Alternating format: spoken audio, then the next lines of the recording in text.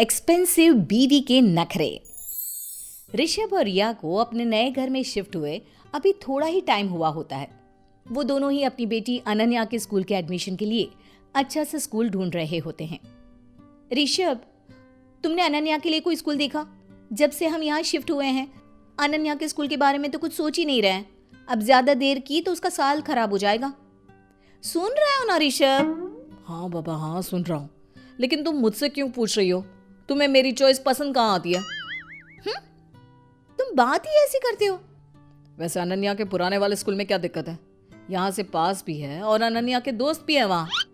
हाँ, स्कूल तो अच्छा था, लेकिन ऋषभ वहाँ का माहौल अनन्या के लिए अच्छा नहीं है। हमें अनन्या को किसी ऐसे स्कूल में पढ़ाना चाहिए जहाँ वो डिसिप्लिन में रहे और अच्छी से अच्छी एजुकेशन उसे मिल सके। रिया, तुम कितना सोचती हो? अनन्या अभी बहुत छोटी है, उसे अभी से इतना डिसिप्लिन में क्यों रखना है? अभी उसे थोड़ा बड़ा तो होने दो। तुम चुप रहो। एक काम करती हूँ, मैं ही ढूंढ लेती हूँ अनन्या के लिए स्कूल। रिया, आजकल अच्छे स्कूल के नाम से सिर्फ पैसे लूटते जा रहे हैं स्कूल वाले। तुम जानती हो स्कूल की फीस कितनी बढ़ती जा रही है? वो सब मैं नहीं जानती। मुझे तो बस अपनी बेटी के लिए सबसे बेस्ट चाहिए, और वैसे भी वो स्कूल अब हमारे स्टैंडर्ड के लिए ठीक नहीं है। ओह, तो असल बात तो ये है कि तुम्हें सोसाइटी में अपना स्टैंडर्ड शो करना है। हाँ, तो इसमें प्रॉब्लम क्या है? हम दोनों कमाते हैं और अगर एक अच्छा लाइफस्टाइल जीना है तो खर्चा तो करना ही पड़ेगा ना। खर्चा अपनी जेब देखकर करना चाहिए। रिया, हमें फ्यूचर के लिए भी तो सोचना है। वो तुम फिर शुरू हो गए। मुझे ना तुमसे इस बारे में कोई बात ही नहीं करनी। मैं जा रही हूँ सोने। इतना कहकर रिया सो जाती है और ऋषभ अपने लैपटॉप पर उदास होकर काम करता रहता है। अगले दिन रिया ऋषभ के ऑफिस जाने से पहले उससे उसका बैंक का कार्ड मांगती है। ऋषभ, मुझे तुम्हारा कार्ड चाहिए था। कार्ड क्यों चाहिए तुम्हें?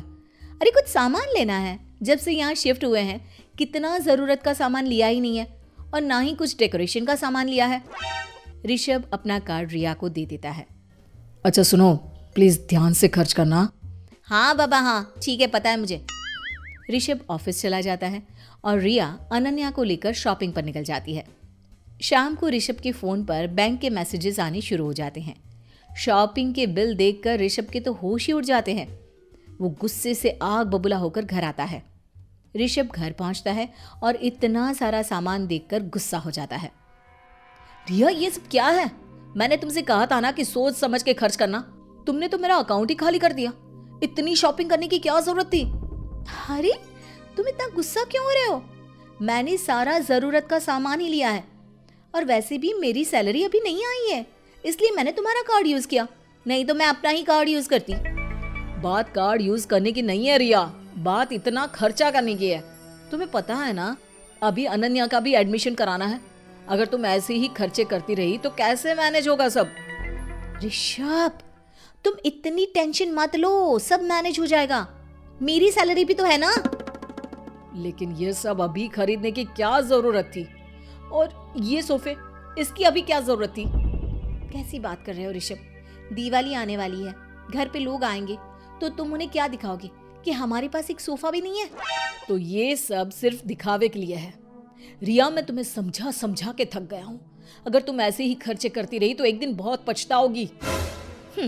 तुम्हें तो मेरी हर बात गलत ही लगती है। अगर मैं तुम्हारी सुनती ना तो हम आज तक उसी पुराने घर में होते। रिया और ऋषभ लड़ ही रहे होते हैं, तभी ऋषभ के फोन पर उसकी माँ का कॉल आता है और रिया गुस्से में वहां से चली जाती है। हेलो ऋषभ बेटा, कैसा है? हाँ माँ, मैं ठीक हूँ, बस अभी ऑफिस से आया हूँ। आप बताओ, वहाँ सब कैसा चल रहा है? यहाँ तो सब ठीक है, तू बता वहाँ सब कैसे हैं? रिया और अनन्या ठीक तो है ना? हाँ माँ, आप चिंता मत करो। अच्छा, तुम सब दीपावली पर घर तो आ रहे हो ना? वैसे भी बहुत दिन हो गए हैं अनन्या को देखे हुए। हाँ माँ, हम जरूर आएंगे। ऋषभ की बुझी हुई आवाज सुनकर उसकी माँ समझ जाती है कि कुछ तो बात जरूर है, जिसकी वजह से ऋषभ परेशान है। कुछ तो बात है बेटा, जो तू परेशान है। रिया से लड़ाई हुई है क्या? माँ के बार बार पूछने पर ऋषभ अपनी माँ को सारी बात बता देता है। ये लड़की भी ना ऋषभ, अगर रिया को समझाना है तो इसे सबक तो जरूर सिखाना पड़ेगा। ऋषभ की माँ उसे कुछ आइडिया देती है। वाह माँ, क्या आइडिया है। मैं कल ही ऐसा करता हूँ ताकि रिया को मेरी बात समझ में आ सके। अगले दिन ऋषभ खुशी खुशी बिना रिया को कुछ सुनाए, बिना कोई झगड़ा किए चला जाता है। रिया ये देखकर उदास हो जाती है कि ऋषभ उससे बिना कुछ कहे ही चला गया। शाम को रिया के फोन पर एक हॉस्पिटल से कॉल आता है कि ऋषभ का एक्सीडेंट हो गया है। रिया भागते हुए हॉस्पिटल पहुंचती है। वहां जाकर देखती है तो ऋषभ को बहुत चोट आई होती है। ये सब कैसे हो गया ऋषभ? तुम्हें ज्यादा चोट तो नहीं आई ना?